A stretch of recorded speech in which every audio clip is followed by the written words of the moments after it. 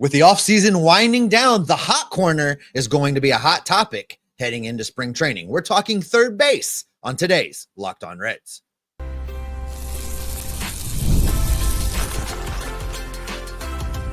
You are Locked On Reds, your daily Cincinnati Reds podcast, part of the Locked On Podcast Network, your team every day. Welcome into Locked On Reds. My name is Jeff Carr. His name is Steve Offenbaker, and we are both lifelong Cincinnati Reds fans. And we've been podcasting together about this team for now 3 seasons and podcasting separately all together, like 14. It's been a while. We've talked about the Reds for a long time, and we're glad that you're alongside us here today. Locked On Reds is, of course, for the Reds fan that knows what happened, but they want to know why. And on today's podcast, we're going to tell you why Elly De La Cruz is ascending into superstardom. His fame is about to go through the roof. We're also going to discuss what the Reds' current organizational structure is when it comes to third base, because quite frankly, some of the things that we are hearing around the team make us believe that they are not sold with the hot corner. That's all coming up on today's Locked On Reds podcast that is brought to you by GameTime. Download the GameTime app today and create an account and use the promo code LOCKEDONMLB to save $20 off your first purchase. And Steve, where we will begin today is, like I mentioned, we are hearing from folks around the team that the Reds have had internal discussions about upgrading the third base position, mostly via trade. There's definitely some interesting candidates that are out there, but it leads me to believe, first and foremost, that not only are they worried about Noelvi Marte, I think they're worried about the future of this position. Well, you can't look at the last 8 months of Noelvi Marte and not be concerned. You know, obviously he had the PED issue and whatever. That's in the rear view now. I think the Reds did him a disservice when he came back from that by immediately bringing him to the major leagues. He struggled. He was clearly not ready for prime time. He got into his own head and he struggled. Here's the problem. He's continued to struggle. He struggled in winter ball as he's played. We've seen the occasional video of him, mashing a ball on some, field somewhere, but that does not a major leaguer He's make. Running in sand. Stop it.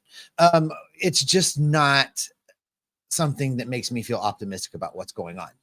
I think the best thing they could do for Noelvi is to not consider him to be part of their plan at all. Send him to AAA and let him demonstrate that he can be the guy, and then kind of start this thing over. But that being said, who's going to play third base? Because you've got limited. I don't know. You've got. Oh boy.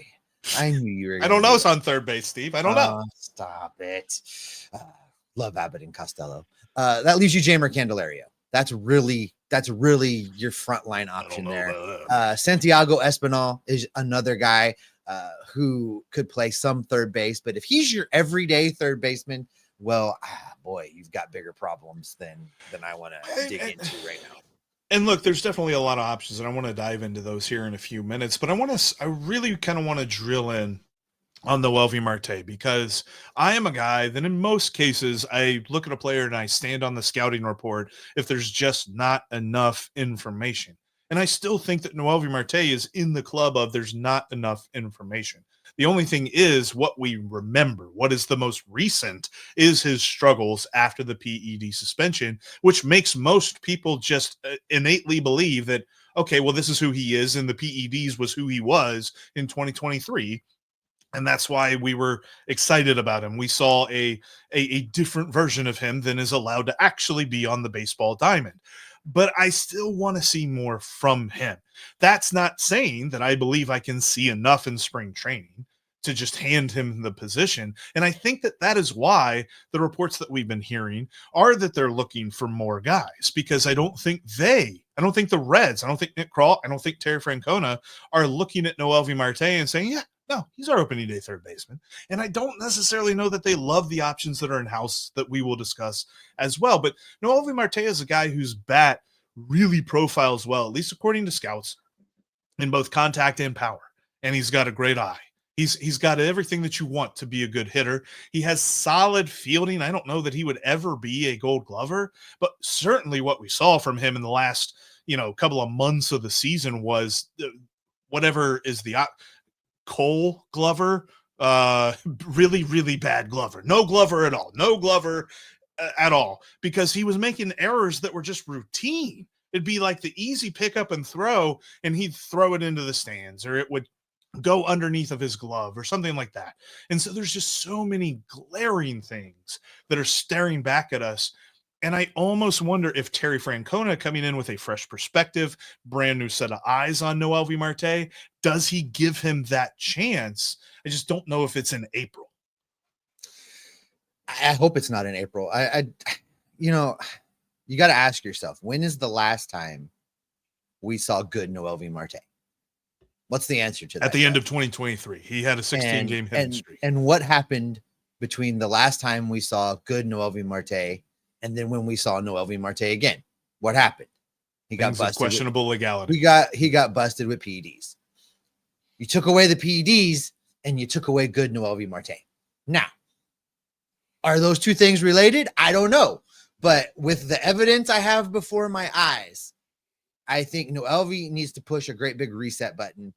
And he's not going to be able to do that at the major league level. Now, hopefully he comes into spring training and works with the coaches and is around Tito, and maybe he figures something out and he stops pressing so much and we see good Noelvi again. But I really strongly believe what's best for Noelvi and what's best long-term for the Reds is for Noelvi Marte to start in Louisville and work his way back. Does it have to be mistake-free baseball in Louisville? Like, we're talking no errors, a solid batting average. That's unrealistic, because you just said, and I agree with you, he's never going to be a Gold Glove third baseman. That's not going to be his game. What he's going to bring, we hope, is a good bat in the offense and average. If he's just an average defender at third base, I think that's all you can hope for. So there are going to be times that he olays one. There are going to be times where he doesn't get down and block a ball. It's just going to happen. But he needs to be able to hit, and he needs to be able to hit consistently. That's what you're looking for. You're looking for him to not be struggling, because you could give me the argument that I make all the time back at me, which is, well, is he supposed to hit down there? But he's not hitting in the Dominican right now. So if he comes in hitting in Louisville, that's a sign of progress. And then I think you have a conversation about what do we need to see to go ahead and bring him back up.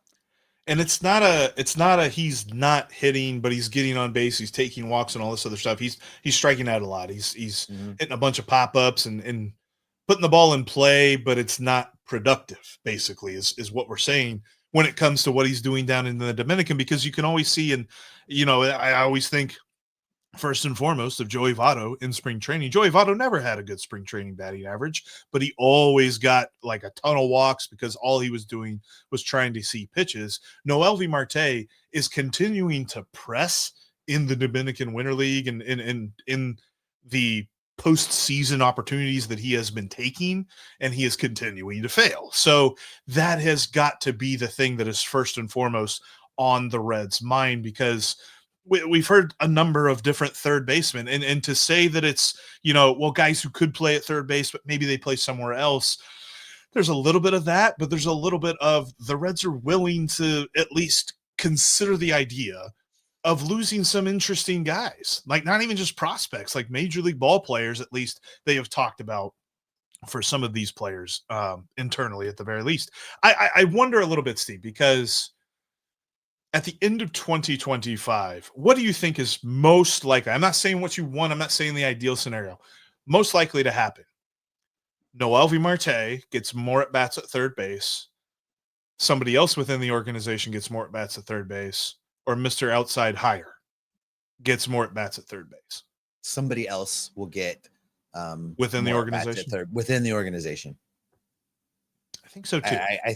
But there are options, Jeff. There's definitely a lot of those. Yep. There's options in-house. There are some outside hire options via free agency or trade.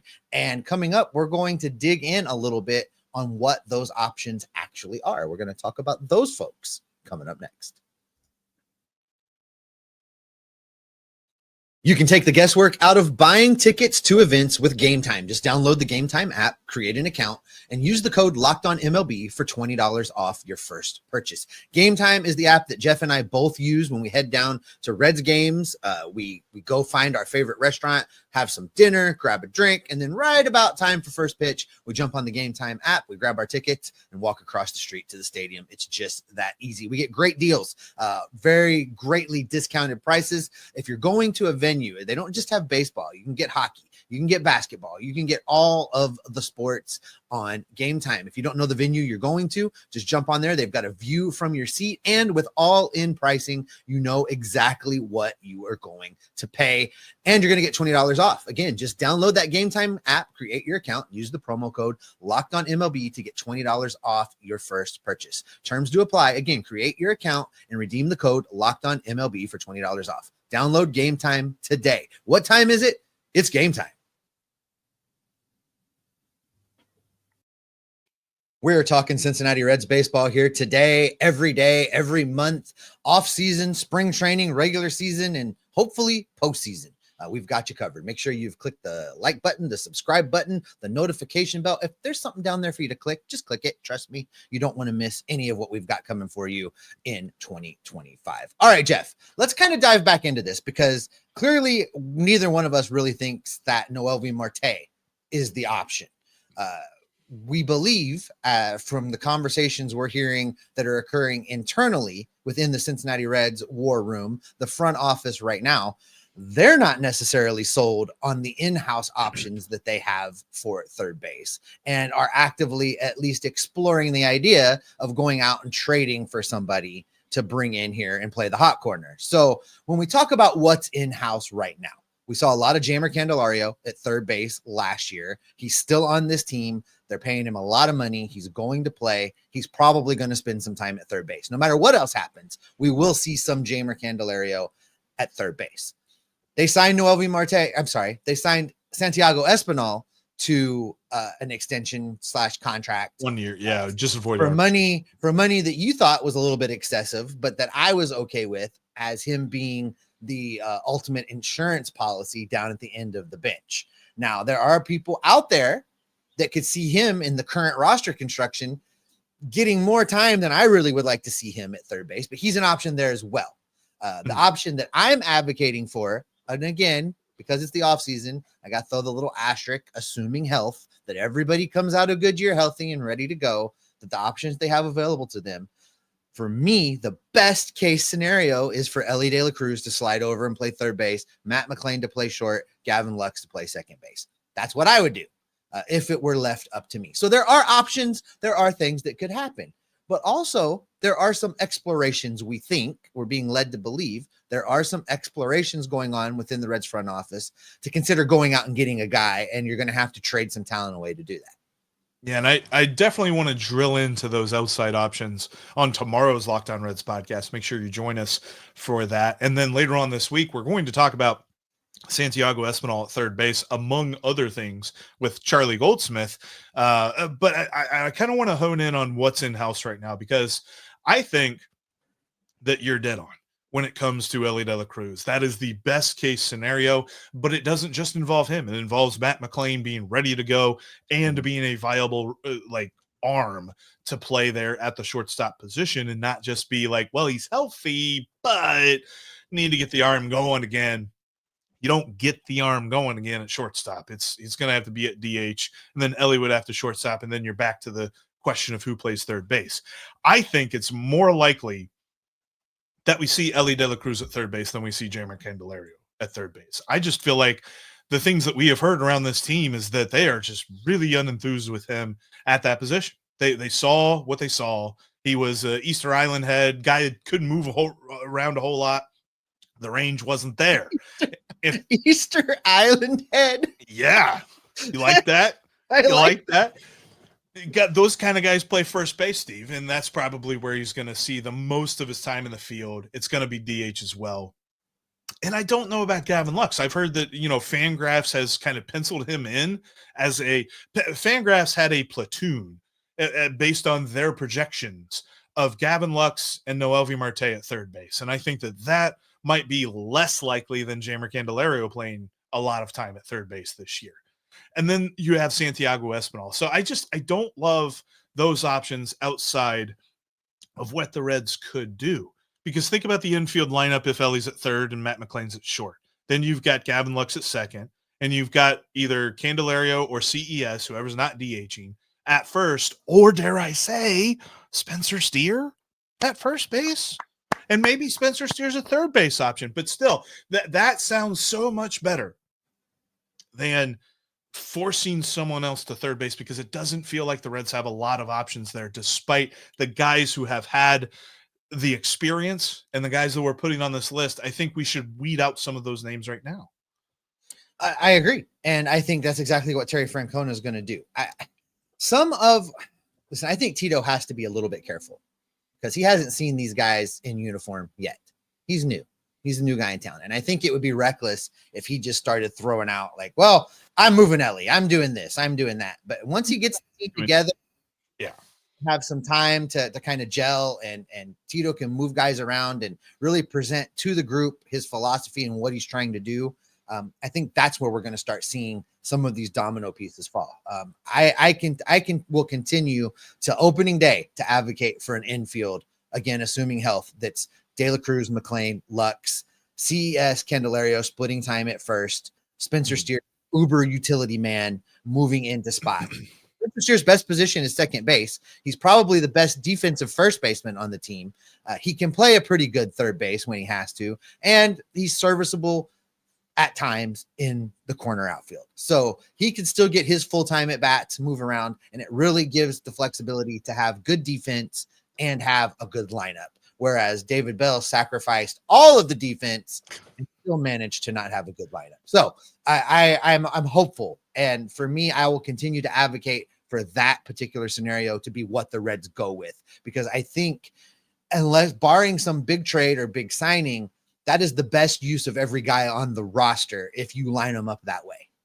Yeah, and I think that they have had internal discussions about what that infield alignment's going to be. I think that's something that they probably had whenever Nick Kroll and Brad Metter took their trip out to Arizona to meet with Terry Francona to see if he was interested in the job. And I'm sure Terry brought that up and just like, this is what it looks like to me, at least if everything goes right.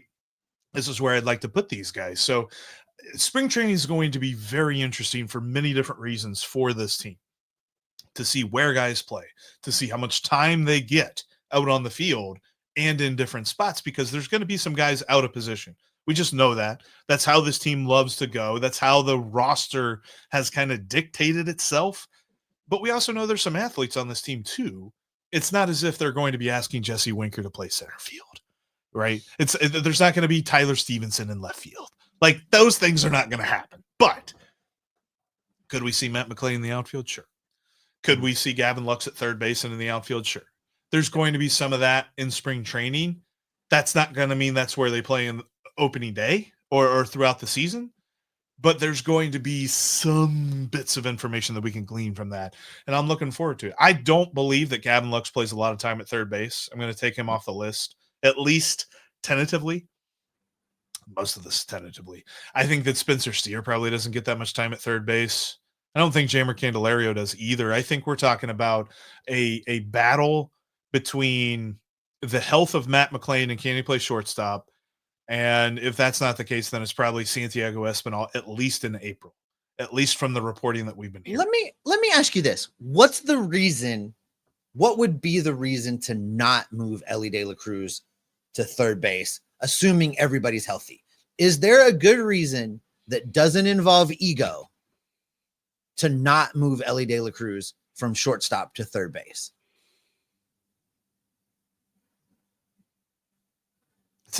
No, not one that I can think of. Like I'm thinking of reasons. I wouldn't say they're good. Like, the whole, continuity, you got to make sure that he's comfortable and things like that. And, not trying to mess up his game. There's a school of thought about like not moving him around all over the place and messing up his game. Right. But if I'm not saying move him around all over the place, I'm just saying, hey, Elly, too. You know what, Elly, this year you're playing third base. We're not moving you all over the place. You're playing third base. What's the difference if you're playing shortstop or you're playing third base outside of ego? I don't think there's an answer outside of ego if you're not moving him around everywhere. If you're just moving him from one position to another and leaving him alone, then all of those arguments about, well, you can't move him around because he started as a third baseman his first year in Cincinnati. He played well over there, and it's a great defensive lineup. It suits his body type. There's no good reason not to do it. There's another reason to do it. It's not a real reason. It's not a reason that Terry Francona is going to consider. It's not a reason that Nick Krall is going to consider, but it's a reason that you and I would love it if they moved him to third base. He doesn't have to go up against Mookie Betts in all-star voting because Mookie Betts is going to be a shortstop.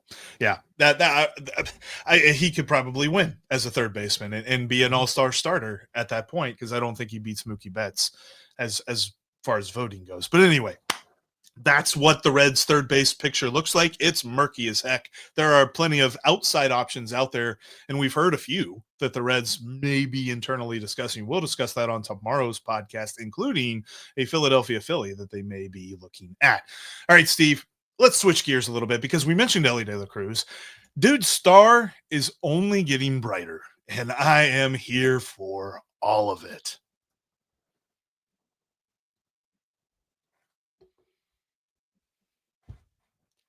If you cannot watch us on YouTube, you can listen to us on your favorite podcasting app because we're literally on all of them out there. Make sure you subscribe today. All right, Steve, Elly De La Cruz will be the cover athlete of MLB The Show 2025. There are a couple of reasons that I absolutely love this.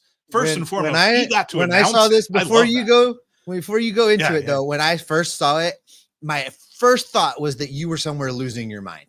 That was really like the first thought that I had. Might have been. That might have actually been. I was driving and Hannah told me because she saw it on social media, and so then we drove faster. But I can neither confirm nor deny that if anybody's looking for evidence on something. Anyway, when it comes to Elly De La Cruz and becoming that cover athlete, I think I got to start first with the fact that he is the first Cincinnati sports athlete to don the cover or to be on the cover of a video game.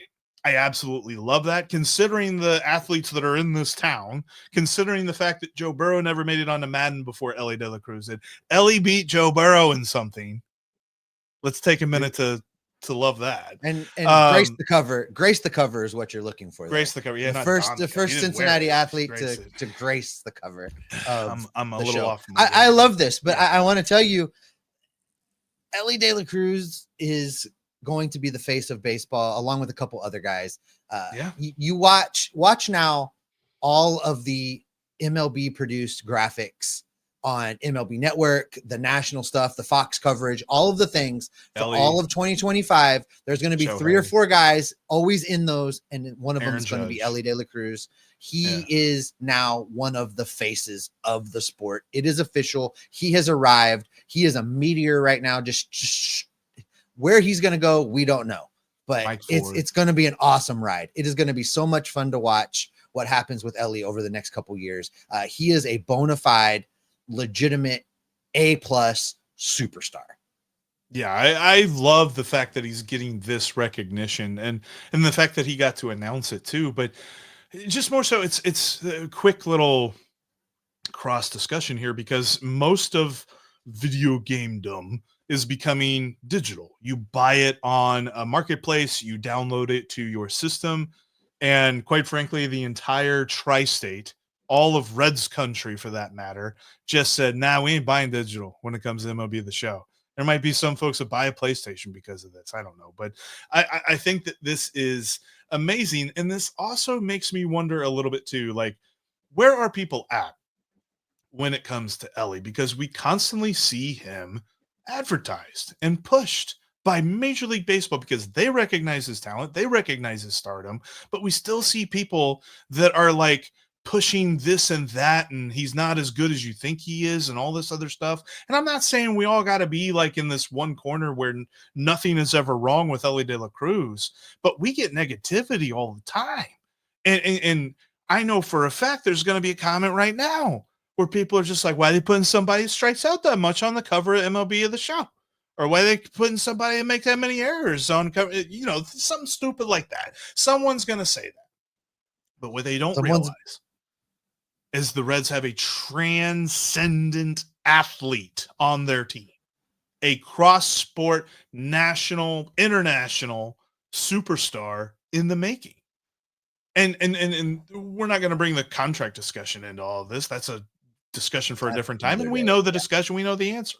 But I just want everybody to realize, like, this is how big Elly De La Cruz is. We should be just absolutely embracing it for the next 3, 4, or 5 years. I mean, time is a construct, but you know. Listen, I understand that he led the league in strikeouts, and I do not care. I understand that he committed a lot of errors. So did Barry Larkin. If you compare year for year in their careers, that should be encouraging to everybody. I have told you, Jeff, I have theories about why people hate on Elly so much, and I'm just gonna leave that alone for now. But the fact of the matter is that Elly De La Cruz is a bona fide MVP candidate superstar. 5.2 in WAR, played in 160 of 162 games for the Cincinnati Reds in 2024. Stole 67 bases, only got caught 16 times. So you can throw the strikeout totals at me. Fine. He struck out 218 times. He still slashed 259, 339, 471 with 25 home runs, 76 RBIs. On a team that was very, very bad at times. Very, very bad. If it not for Elly De La Cruz he was the whole 2024, we would have been in trouble. Big trouble for a lot of the season. So if at this point you can't see the superstar that Elly De La Cruz is, I ask you to really dig deep in your heart and ask yourself why you can't embrace what Elly De La Cruz brings to this team and brings to this sport. And pay some attention to what answers come back to you, because this guy is a superstar. And we've not seen what he has done. We've not seen his talent like ever. And you're going to have to be hard pressed to find a guy that's going to replace that talent once ever he ends up going on to wherever he goes on to. Because again, don't think they're signing him to a long-term contract because of who his agent is. His agent's going to take him to free agency.